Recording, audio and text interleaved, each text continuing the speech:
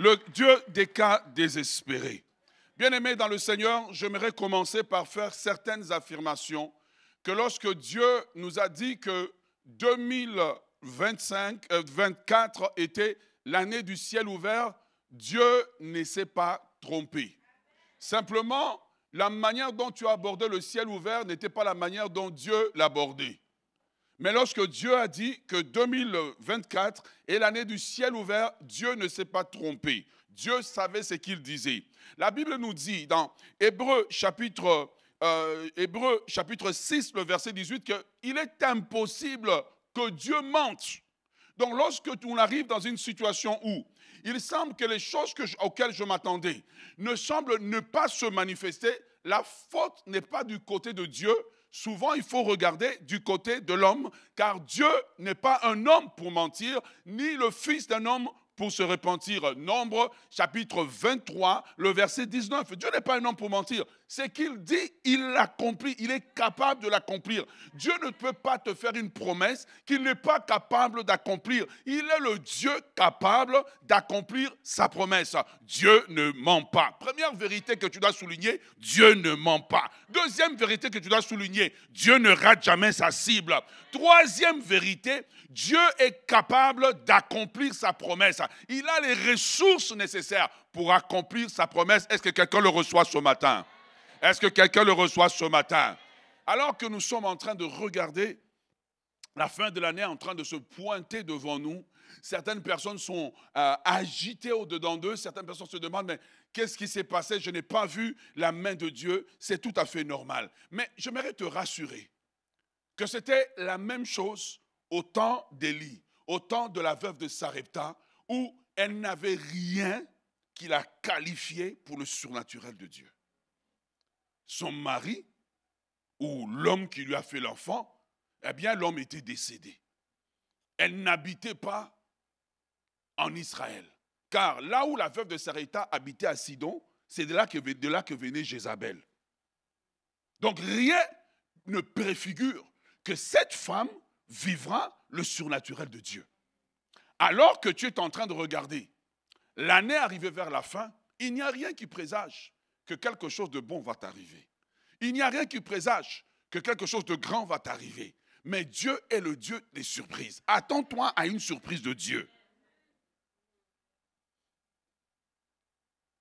Naaman, le général syrien, qui avait vaincu l'armée d'Israël, était dans les mêmes conditions, frappé de lèpre. Et j'ai toujours eu la conviction que la lèpre qu'il portait était une malédiction qu'il avait sur lui. Sûrement à cause des expéditions militaires qu'il avait faites, dans lesquelles il avait dû faire beaucoup de mal, et quelqu'un, quelque part, l'avait maudit. Et il portait cette lèpre, et rien ne préfigurait que Naaman serait l'objet d'un miracle. J'aimerais parler à quelqu'un dont toutes les conditions sont remplies pour que tu ne vives pas le surnaturel de Dieu. Quand les conditions sont contre toi, Dieu peut être pour toi. Quand les conditions ne jouent pas pour toi, Dieu peut jouer pour toi. Naaman est sur un territoire sur lequel, eh bien, un territoire païen, un territoire dans lequel Dieu n'est pas, un territoire qui adore les idoles. Les conditions, il a une condition que personne ne peut solutionner. Il est loin du Dieu puissant d'Israël. Il est loin géographiquement, on dirait aujourd'hui avec tous nos cellulaires, il est hors du périmètre de réception. J'aimerais parler à quelqu'un qui est hors du périmètre de réception. Que Dieu est en train de te ramener dans un territoire de réception. Tu ne fonctionneras pas à la G5, à la LTE. Tu fonctionneras avec « invoque-moi et je te répondrai ». Est-ce que tu es avec moi? On arrive à la piscine de Bethesda, où Dieu nous montre, encore une fois, les conditions de quelqu'un qui est à un endroit, il est en Israël, mais il est à un endroit où tout joue contre lui. Pourquoi? Parce qu'il est à la piscine de Bethesda où l'ange descend de temps en temps. Et dans son de temps en temps, eh bien, le système est mauvais parce que c'est le premier qui descend dans l'eau qui est guéri. Donc, et lui, il est malade depuis 38 ans. Non seulement il est malade, mais la cause de sa maladie, c'est un péché qu'il a commis parce que Jésus lui dit, va et ne pêche plus. Non seulement il a cet handicap qui fait qu'il n'est pas sélectionnable. Je suis venu parler aux gens qui ne sont pas sélectionnables. La veuve de Sarepta n'était pas sélectionnable, mais Dieu l'a sélectionnée. Écoute-moi bien ce matin. Elle n'était pas sélectionnable, Dieu l'a sélectionnée. Pourquoi? Je ne sais pas.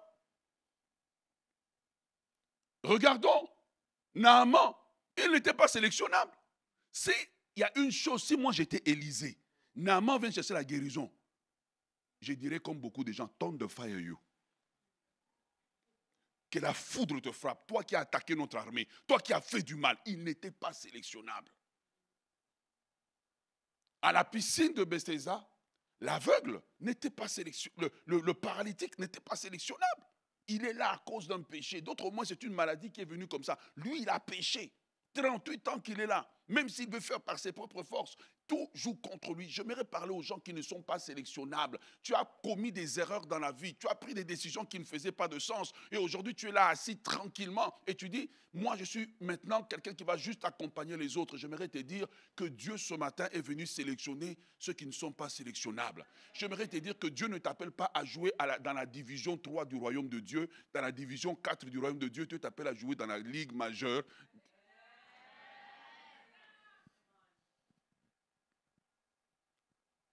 Dis à ton voisin, je suis sélectionnable.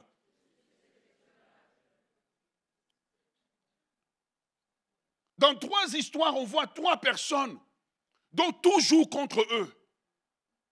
Les règles sociales jouent contre eux. Les règles économiques jouent contre eux. Les règles de la moralité jouent contre eux. Les règles de la religion jouent contre eux. Le temps joue contre eux. La montagne qu'ils doivent gravir pour voir leur surnaturel semble insurmontable. Mais là où l'homme ne te choisit pas, Dieu rentre dans ta barque. Dieu rentre dans ton combat. Dieu rentre dans ta lutte. Dieu rentre dans ce que tu ne peux pas solutionner. Et ce qui m'étonne, c'est que Jésus se sert de cela comme illustration en disant, au temps d'Élie, il y avait plusieurs veuves en Israël. Il y en avait plusieurs, mais Élie n'est pas allé auprès d'une veuve d'Israël, mais il est parti loin à Sarepta, dans une contrée sombre, idolâtre, pour s'intéresser à une veuve, de vivre le surnaturel. Si Élie peut aller dans une contrée sombre, écoute-moi bien, Dieu peut te croiser dans la plus grande noirceur que tu vis en ce moment. Dieu peut te croiser dans les plus profondes ténèbres dans lesquelles tu dis, personne ne me voit, personne ne peut me sortir de là. Dieu va envoyer Élie à un endroit où personne ne penserait aller. Alors que Élie fuit Jézabel, Dieu envoie Élie vers quelqu'un du pays de Jézabel en disant, cette veuve a besoin de toi. J'aimerais dire à quelqu'un ce matin que Dieu te voit. Tu sais ce qui est grave, c'est qu'on ne dit pas que la veuve de Sarepta a prié, elle attendait la mort. Il y a des gens qui n'attendent plus rien de la vie, ils se disent, la vie ne vaut plus la peine d'être vécue. Après qu'on t'a brisé le cœur, la vie ne vaut plus la peine d'être vécue. Après que tu aies perdu ton beau travail, la vie ne vaut plus la peine d'être vécue. Après peut-être que tu as vécu une séparation, la vie ne vaut plus la peine d'être vécue. Mais j'aimerais te dire que l'histoire de la veuve de Sarepta se répète encore ce matin. L'histoire de la veuve de Sarepta se répète encore ce matin. Dieu veut te dire qu'il est capable de réparer ce qui est brisé dans ta vie. Il ne le répare pas parce que tu le mérites. Il ne le répare pas parce que tu as fait des choses. En fait, ce matin, lorsqu'on regarde nos 3 textes nous parlent des gens qui n'ont rien fait mais que Dieu a visité. Nos 3 textes nous parlent des gens qui n'ont pas un mérite spécial, mais Dieu les a visités. J'aimerais te dire que ce matin, Dieu m'a envoyé pour dire à quelqu'un que d'ici la fin de l'année, attends-toi à une visitation de Dieu. Vous là, la manière dont vous recevez là, on dirait que je parle à les extraits. Laissez-moi venir parler à vous. Peut-être vous êtes dispo. Oh yes. Tu vois, Dieu te dit, attends-toi. Regardez, quand on rentre dans cette période, ce que j'entends de la part de Dieu, c'est comme le surtemps que Dieu donne. Vous savez, comme dans un match de foot, le match doit s'arrêter à la 90e minute.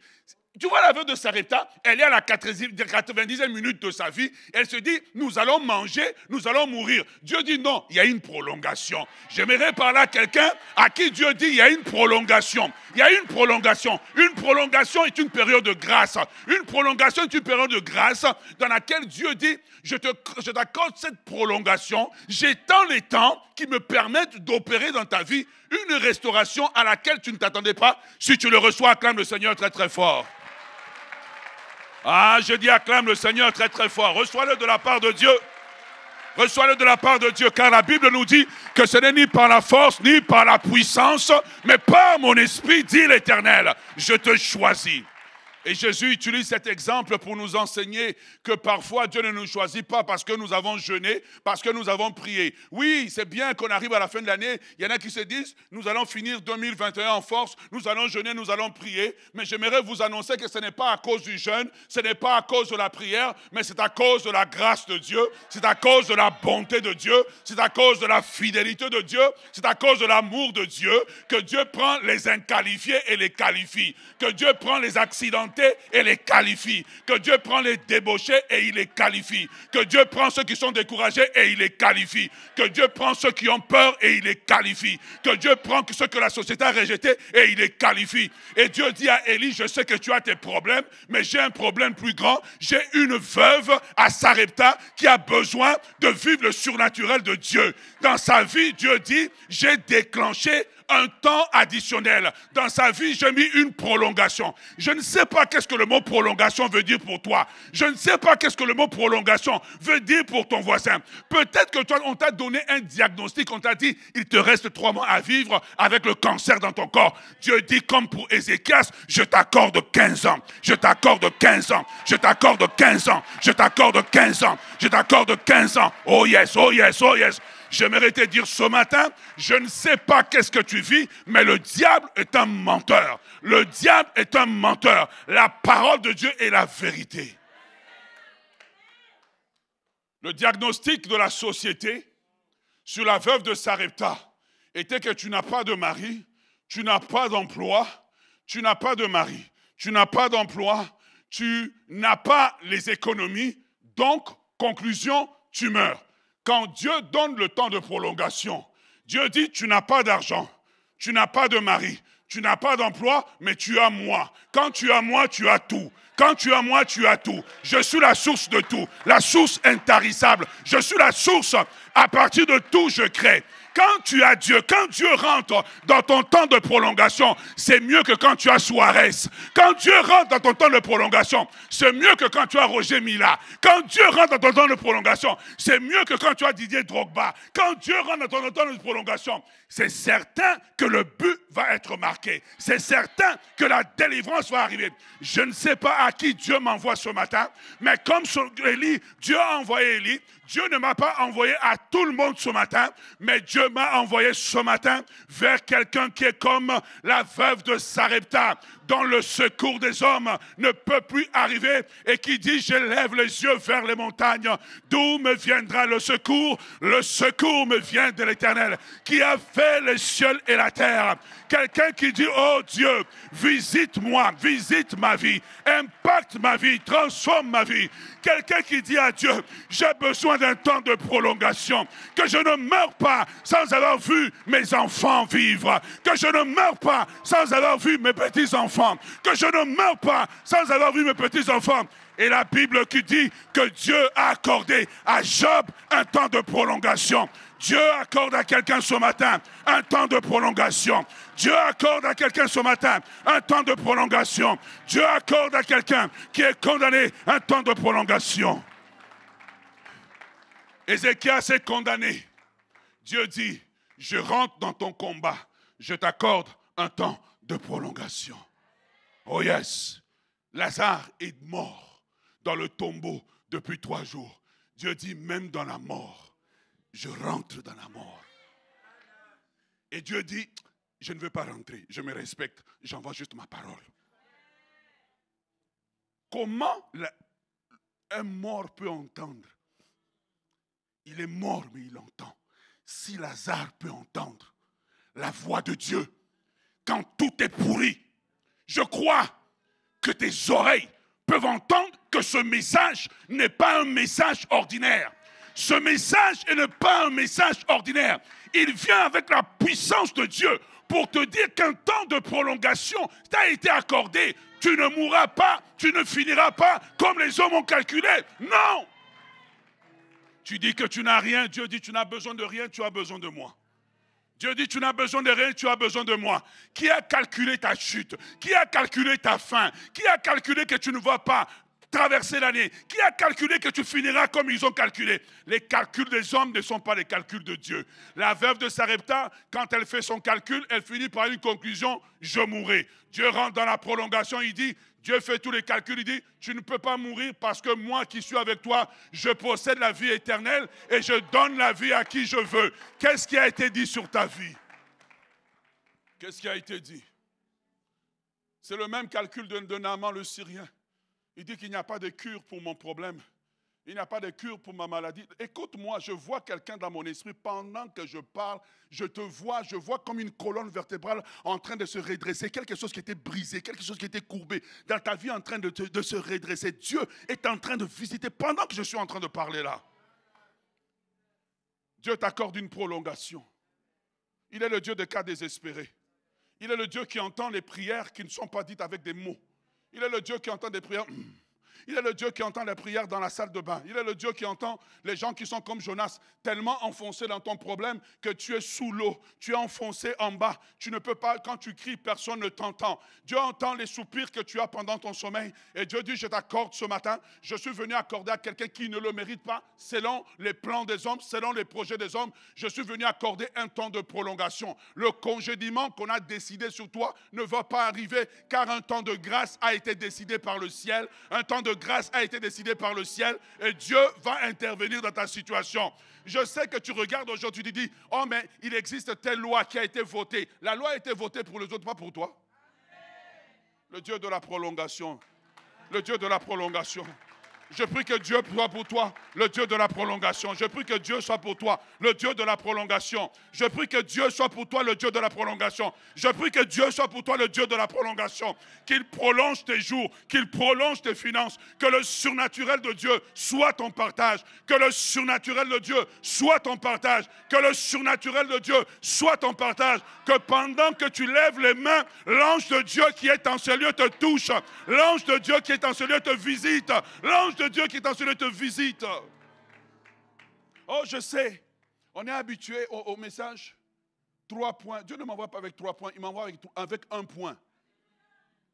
La prolongation est pour toi. La prolongation est pour toi. Lazare est mort. Les gens disent que le match est fini. Dieu a dit le match n'est pas fini. Le match continue. Dieu dit il y a une prolongation que je mets dans ta vie pour que tu sois capable de le faire. Job arrive à la fin, tout est terminé. La Bible dit que Dieu a accordé à Job une prolongation dans laquelle la richesse qu'il a possédée était 10 fois supérieure. Regarde, Dieu t'amène dans une saison où tu auras des problèmes à mettre des voitures sur ton stationnement.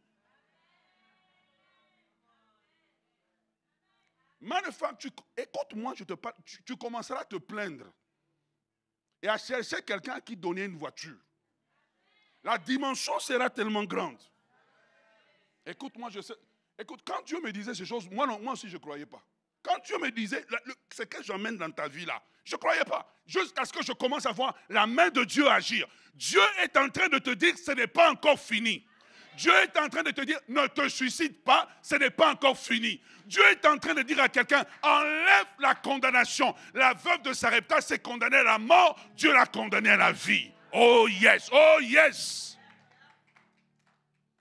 Qu'est-ce que tu as accepté comme étant normal? Qu'est-ce que tu as accepté comme étant la finalité de ta vie? Dans laquelle Dieu te dit, non, non, non. Non, rejette ça. Je t'accorde une prolongation. Dieu peut prolonger tes jours. Dans la veuve de Sarepta, Dieu a juste prolongé la nourriture. Mais j'aimerais dire à quelqu'un ce matin, whatever you are going through, you're going to survive. Qu'importe ce que tu traverses, tu vas survivre. Tu ne mourras pas. Je veux que tu cries très fort, non, je ne mourrai pas. Je vivrai et je raconterai les hauts faits de Dieu. j'aime te regarder. Tu le dis avec ce quoi? Non, mon ami, c'est la guerre ici. Non, je ne mourrai pas. Je vivrai et je raconterai les hauts faits de Dieu. Le texte de la veuve de Sarepta nous enseigne que quand le cas n'a pas de solution normale, Dieu crée une technicalité. Dieu crée un problème à Élie avec Jézabel pour que Élie aille au torrent des Kérites. Dieu lui crée un problème. Le torrent ne donne plus l'eau pour en réalité que Dieu l'amène dans le véritable problème qu'il devait solutionner. Parfois, tu regardes un problème, mais Dieu le regarde simplement comme étant des panneaux de signalisation. On te dit tourne à gauche, tourne à droite, et puis à la fin, tu arrives dans ton surnaturel. Dieu est en train de visiter quelqu'un ce matin qui a jeté l'éponge sur sa vie. Dieu est en train de visiter quelqu'un qui a jeté l'éponge sur sa vie. Dieu est en train de visiter quelqu'un qui a jeté l'éponge sur ta vie. Dieu est en train de visiter quelqu'un ce matin. Quelqu'un ce matin est en train de recevoir une visitation. Je ne sais pas la condamnation que tu as. Je ne sais pas qu'est-ce qui te condamne. Je ne sais pas qu'est-ce qui te condamne, mais je sens de la part de Dieu juste de te répéter la même chose over and over, car l'apôtre Pierre dit, je vous dis ces choses car pour vous, je vous les répète, car pour vous cela est salutaire et tu as besoin d'entendre que Dieu t'accorde une prolongation. Alors qu'ils sont là, Naaman le Syrien, il est chez lui et dit, je suis malade, il n'y a pas de solution. Dieu crée un problème, il s'en va faire la conquête. Dieu lui touche le cœur pour qu'il prenne une servante israélite et qu'il mette dans sa maison. Qui t'a dit que les voies de sortie de ta crise, ce sont les voies normaux? J'aimerais ce matin que tu lèves tes mains et que tu te dis, Seigneur, je crois encore en toi. Seigneur, j'espère encore en toi. Je ne vois pas la solution, mais j'espère encore en toi. J'espère encore en toi. C'est dans les moments de crise que j'ai appris à chanter des cantiques que je chante souvent. J'élève les yeux vers les montagnes, d'où me viendra le secours. Au moment où je chantais ces cantiques dans ma vie, j'étais dans des crises dans tous les domaines de ma vie. Je ne voyais pas comment j'allais m'en sortir. Mais je disais seulement, je lève les yeux vers les montagnes. Et le Dieu de la prolongation est entré dans mon histoire. Le Dieu de la prolongation rentre dans ton histoire. Il rentre dans ton histoire. Écoute-moi bien.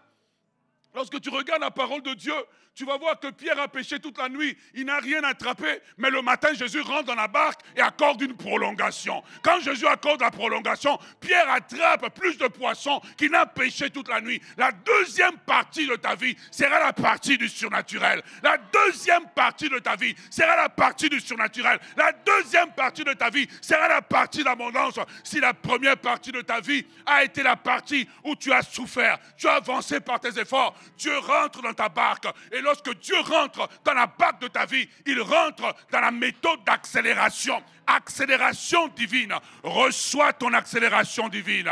Reçois ton accélération divine. Reçois ton accélération divine. Et Jésus lui dit, je veux te le prouver.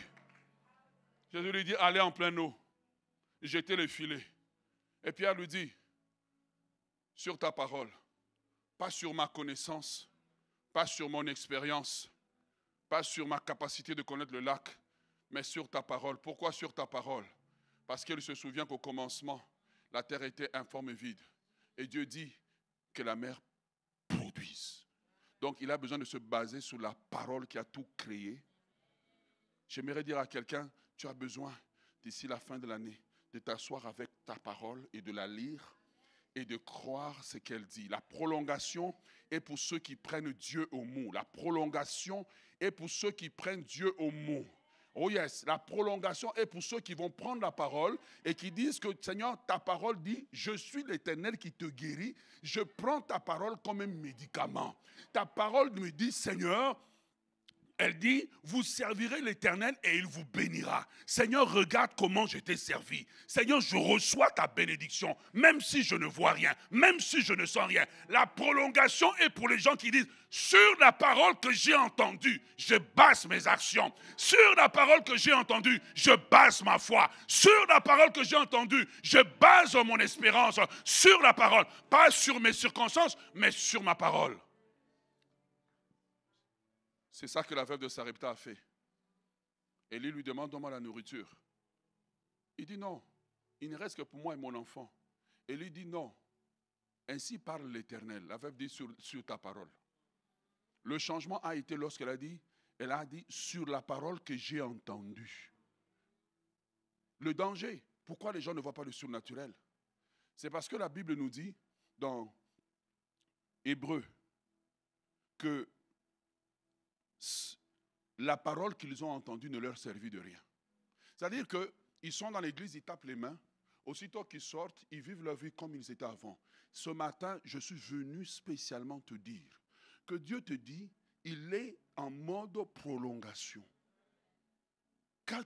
Vas-tu recevoir la parole où tu vas sortir, tu ris avec les gens, tu retournes dans ta vie où tu dis sur ta parole, je jette les filets de ma foi. Sur ta parole, je réajuste mes actions. Sur ta parole, je revois mes décisions. Pierre, ce matin-là, lavait les filets parce qu'il avait pris la décision de rentrer chez lui. Mais quand il a entendu « Allons en eau profonde », il a dit « Sur ta parole, je revois ma décision ». Il y a une décision que tu dois revoir. Il y a une décision que tu dois corriger. Il y a quelque chose que tu dois corriger afin de permettre à Dieu d'opérer son surnaturel. La veuve avait pris la décision de manger et de mourir. Mais sur la parole, elle a fait une révision de sa décision. Il y a quelque chose dans ta vie que tu dois revoir. Peut-être que tu dois revoir la manière dont tu sers Dieu. Peut-être que tu dois revoir la manière dont tu donnes les offrandes. Il y a quelque chose que tu dois revoir qui te permet maintenant d'être dans le périmètre de réception de ce que Dieu a fait pour toi.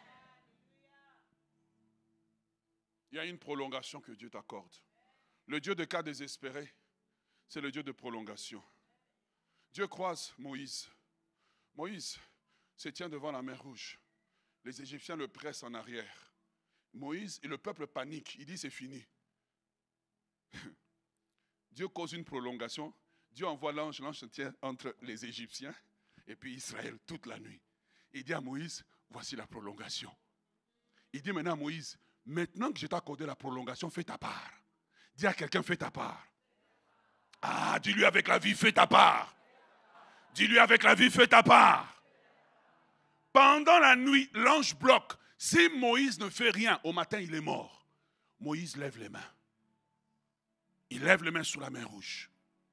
Et si moi j'étais Moïse, j'aurais dit, je lève les yeux vers les montagnes, d'où me viendra le secours. Ma forteresse, c'est toi. Continuez, continuez. Et pendant qu'il chante, le vent souffle sur la mer Rouge. Mon bouclier. Et il entend les Égyptiens derrière lui. Il entend la pression derrière lui. Il dit non, Dieu m'a accordé une prolongation. Ses ennemis ne vont pas traverser la ligne que Dieu a établie. Oh yes. L'onction divine comble. Dans la prolongation de Dieu, il est important d'apprendre à ajuster son comportement. Dans la prolongation de Dieu, il est important d'apprendre à ajuster son langage. Dans la prolongation de Dieu, il est important d'apprendre à ajuster ses pensées. Et tu vois, quand dans la prolongation que Dieu accorde à Moïse, regarde, Dieu se met entre les Égyptiens. Le temps n'a pas changé. C'est simplement Dieu qui a dit à l'ennemi, stop. Pendant cette période, Moïse a carte blanche. C'est ce qu'il fait qui détermine son avenir. Pendant que Élie arrive chez la veuve de Sarepta, Dieu dit stop. C'est ce que la veuve fait qui détermine ce qui va arriver. Pendant la prolongation de Naaman, Dieu fait stop. Le Jourdain qui était ordinaire pour une période de temps très court devient un lieu de guérison, de surnaturel. C'est ce que Naaman fera avec la prolongation qui va déterminer son avenir. Pendant la prolongation du paralytique à la piscine de Bethesda, Dieu lui donne une prolongation par la question « Veux-tu être guéri ?» C'est ce qu'il décide. Et tu vas voir au départ, il dit « Je n'ai personne. » Non, non, non. Tu réponds à la question, mais à la mauvaise question. La question c'est « Veux-tu être guéri ?» Et il va répondre « Seigneur, je n'ai personne. Mais j'accepte, je veux être guéri. » Pendant cette prolongation, l'ange qui devait descendre à la piscine a été bloqué. Il ne peut pas descendre. Parce que s'il descend, il va avoir un tel mouvement qu'on peut même piétiner le candidat au miracle. Et Dieu dit, écoute-moi bien, écoute-moi. Dieu dit à quelqu'un ce matin, il y a un canal que j'ouvre pour toi. C'est comme une communication cryptée entre, comme quand on fait sur WhatsApp là, il n'y a personne qui peut entendre. Pendant que je suis en train de prêcher, il y a quelque chose que toi tu entends que personne dans la salle n'entend. C'est une communication directe, listen to me, entre toi et Dieu. Il y a quelque chose. Tout le monde entend les mots que je dis, mais toi, il y a une fréquence dans laquelle Dieu t'a mis, dans laquelle tu entends quelque chose que personne n'entend. Et c'est ça qui s'est passé. Et Dieu crée un couloir de grâce pour ce paralytique. Dieu crée un couloir de faveur pour le paralytique à la piscine de Bethesda. Dieu crée le couloir d'élévation pour le paralytique à la piscine de Bethesda.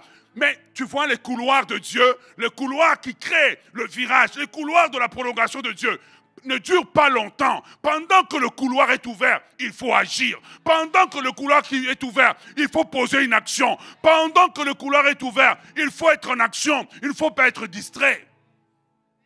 Imagine quand Jésus lui dit, veux-tu être guéri? Ses voisins lui disent, oh mon ami, ça fait 38 ans que tu es là. Ça va changer quoi? Les amis disent, mais nous on est habitués à la méthode de l'ange. Mais nous on est habitués. Ça c'est pas un ange. C'est un charpentier. Il n'a même pas apporté des béquilles. Si tu te lèves ici, tu tombes. Pendant que Dieu t'accorde le couloir, il y aura plein de choses pour te contrarier, te distraire. Dis à ton voisin, ne te laisse pas distraire. Ah, dis-lui, ne te laisse pas distraire. Il y a des choses qui vont t'énerver. Je vous enseigne maintenant comment maximiser les corridors que Dieu te donne. Tu es là où tu es, pourquoi? Parce qu'à chaque fois que Dieu a ouvert un corridor pour te sortir de la crise, tu t'es laissé distraire. Tu t'es laissé enlever ce qui est à toi. Jésus dit à Pierre, allez en pleine eau, jetez le filet. Les poissons ne vont pas l'attendre éternellement. L'ange qui retient les Égyptiens, il ne peut pas les retenir éternellement. Goliath ne peut pas rester devant David éternellement. C'est un couloir. Quand Dieu ouvre le couloir, avance. Quand Dieu ouvre le couloir, avance. Quand Dieu ouvre le couloir, avance. Quand Dieu ouvre le couloir, avance. Quand Dieu ouvre le couloir, avance. Quand Dieu ouvre le couloir, avance. Ferme les oreilles aux critiques. Ferme les oreilles à la vie des hommes. Ferme les oreilles car Dieu est en train de faire avec toi une communication cryptée que le diable ne peut pas décoder, que les hommes ne peuvent pas décoder. Mais Dieu ouvre un canal de communication. Tu es plus que dans la zone de réception du cellulaire. Tu es dans la zone de réception, mais dans la zone de réception, il y a plusieurs personnes qui peuvent recevoir le message, mais Dieu a crypté la communication. This is deep.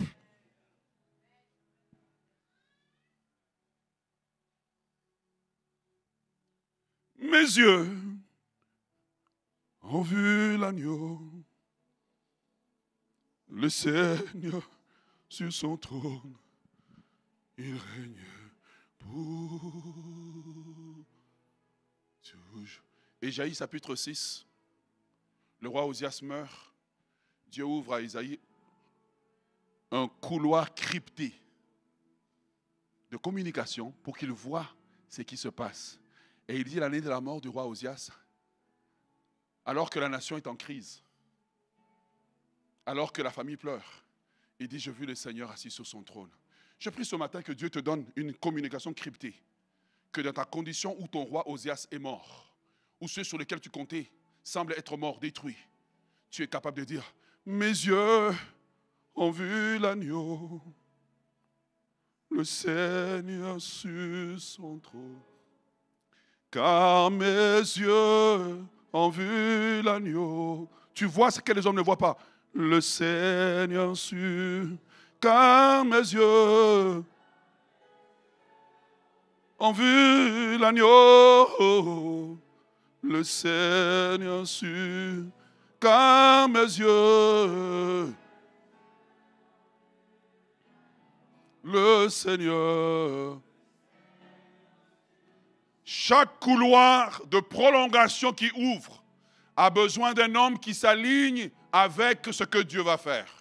Chaque couloir de prolongation qui s'ouvre a besoin d'un homme qui ne regarde pas son cas désespéré, mais qui regarde au Dieu des cas désespérés. Et qui dit que le Dieu que je sers, je le connais.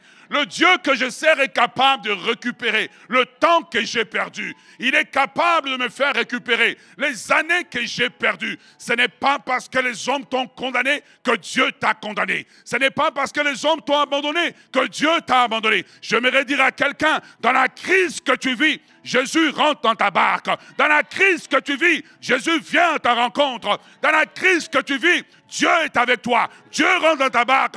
Dieu, il dit la parole de Dieu, il est pour nous le Dieu de délivrance. J'aimerais proclamer sur quelqu'un que non, tu ne mourras pas. Tu vivras et tu raconteras les œuvres de l'Éternel. J'aimerais dire à quelqu'un que dans la crise que tu vis, si tu suis Dieu, ta portion de nourriture va augmenter. Si tu suis Dieu, tu attraperas 150 gros poissons. Ce que tu vas attraper sera tellement grand que ça ne sera pas comparable à ce qui est avant. J'aimerais terminer en disant à quelqu'un que quand Dieu te fait avancer, il ne te fait pas toujours avancer par des acclamations. Parfois, Dieu te fait avancer de crise en crise. De crise en crise. Voilà pourquoi la Bible dit que 7 fois les justes tombent, mais ils se relèvent. 7 fois les justes tombent, mais ils se relèvent. Mais quand les justes se relèvent, ils ne se relèvent pas au même endroit. Ils se relèvent toujours plus haut. Ils se relèvent toujours plus haut. Ils se relèvent toujours plus haut. Ils se relèvent toujours plus haut. Et voilà pourquoi le prophète a raison de dire, il me fait marcher sur les lieux élevés. Il rend mes pieds semblables aux biches. Voilà pourquoi Ésaïe dit avec raison que ceux qui se confient en l'Éternel renouvellent leur force. Mais la version anglaise dit avec raison, those that wait upon the Lord, shall renew their strength. Ils vont renouveler leur force, ils prennent leur vol. Au milieu de la crise, ils prennent leur vol. Au milieu des larmes, ils prennent leur vol. Au milieu de la détresse, ils prennent leur vol. Au milieu du découragement, ils prennent leur vol. Quand personne... donne-moi le micro, donne-moi le micro. Quand personne ne les attend, ils prennent leur vol. Quand personne n'espère rien de bon pour eux, ils prennent leur vol. Quand tout le monde a dit, le match est fini, ils prennent leur vol. Quand tout le monde a jeté l'éponge, quand tout le monde a jeté l'éponge, quand tout le monde a jeté l'éponge, quand tout le monde a dit tout est fini. Non, tu n'es pas fini. J'aimerais que tu touches 5 personnes, dis-lui, tu n'es pas fini. It's not over. You are unbreakable. You are unbreakable. Tu n'es pas brisable. Dieu est en train, come on, help me. Dieu est en train de te renouveler. Dieu est en train de te renouveler. Tu es comme... Let me talk to you. Tu as l'impression que c'est fini, n'est-ce pas? Tu as l'impression que c'est fini, n'est-ce pas? C'est fini, mais tu es comme une batterie qu'on a mis maintenant sous la source. They look at you.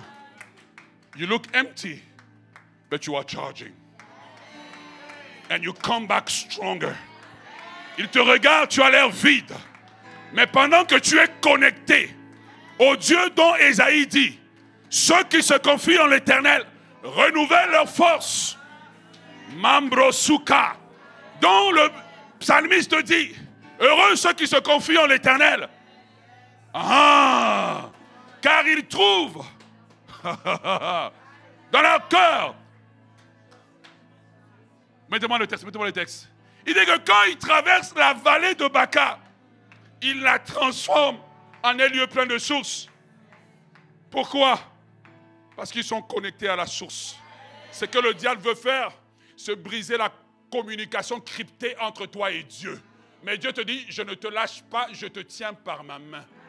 Et tu finiras l'année en disant, il rend mes pieds semblables à ceux de biches. Mes pieds ne sont pas ceux de biches, mais Dieu m'a rendu léger pour marcher dans les hauteurs dans lesquelles je ne pouvais pas marcher. Qui t'a dit que c'est terminé? Ce n'est pas terminé. Je te dis ce matin, ce n'était pas terminé pour la veuve de Sarepta, ce n'est pas terminé pour toi. Ce n'était pas terminé pour Naaman, ce n'est pas terminé pour toi. Ce n'était pas terminé pour le malade à la piscine de Bethesda, ce n'est pas terminé pour toi. Amen. Tu es vide. Mais ce matin, par ce message, Dieu t'a connecté à une source. Il te dit, non seulement je établis une ligne de communication cryptée entre moi et toi, mais en plus de cela, je te connecte à moi Et je vois dans mon esprit une batterie. C'est comme ça que je commençais à en parler, parce que j'ai vu une batterie en train de recharger, en train de recharger, en train de recharger. Et pendant que tu es en train de recharger, le diable est en panique, car il se souvient de la dernière fois que Dieu t'avait rechargé, la pagaille qu'il y avait eu dans son camp. Le diable sait que si tu laisses Dieu te recharger, tu seras dangereux. Tu tomberas sur l'ennemi et tu diras, avec toi, dit le psalmiste, je me jette sur une troupe armée. J'aimerais te dire, ta saison n'est pas encore terminée. Lève tes mains. Quand tu me remplis, cela me